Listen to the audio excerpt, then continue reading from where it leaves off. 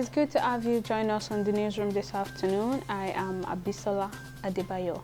The camp of Governor Nyesom Wike in the People's Democratic Party has officially announced its withdrawal from participating in the presidential campaign of the party for the 2023 elections. The group made its position known after a long meeting which started at about 7 p.m. on Tuesday and ended by 2 a.m. on Wednesday at the private residence of Governor Wike in Port Harcourt, the River State capital. Members of the group said none of them will participate in whatever capacity in the campaign council unless the national chairman of the party, Iyorchia Ayu, resigns for a southern candidate. The decision of the Rivers Governor's Camp comes some days to September 28, the official date for candidates to kick off campaign as announced by the Independent National Electoral Commission, INEC. Meanwhile, the Independent National Electoral Commission, INEC, has released the final list of candidates for national elections, including the presidential, senatorial and federal constituencies, in line with the 2023 elections timetable earlier released in the year. INEC, which confirmed this in a statement by the National Commissioner in charge of Voters Education, Festus Okoye, also posted the list on its official website. The list contained 36 presidential candidates and the running mate of 18 political parties. Also, a total of 4,223 candidates will battle for 469 legislative positions at the federal level. The commissioner, however, said the final list of candidates for state elections would be published on October 4, 2022, as indicated in the timetable and schedule of activities for the 2023 general elections.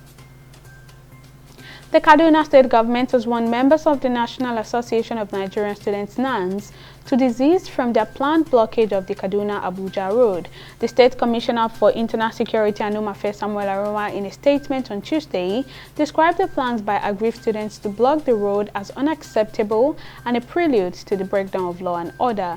Governor Nasir El-Rufai's administration strongly warned students not to block the Kaduna-Abuja road, saying such action may expose lives to unnecessary danger. The government also said security agencies will ensure that no such action is implemented. Canada is to drop its requirement for people entering the country to have a COVID-19 vaccine. According to reports, the Canadian government plans to scrap the rule on 30th of September. The changes for arrival at land, air and seaports have yet to be finalized by the country's cabinet. This move will come on the same day the country ends random testing of arrivals and make optional the ArriveCan app, which foreign travelers are currently required to download and use to upload vaccination documents. The federal government has said the electricity supply under the administration of President Muhammadu Buhari has improved tremendously compared to what it used to be in the past years. Presidential spokesperson Femi Adesina made this known in a television interview on Tuesday evening.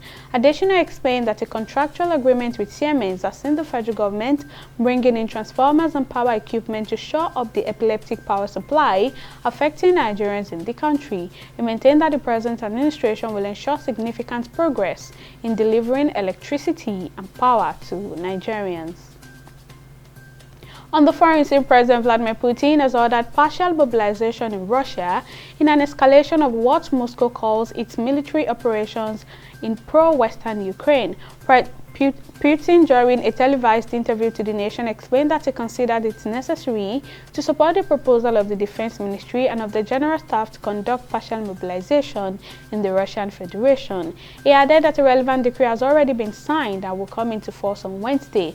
According to the televised remarks from Russia's Defense Minister, 300,000 reservists will be called up and just over 1% of the number of people who can be mobilized in the country.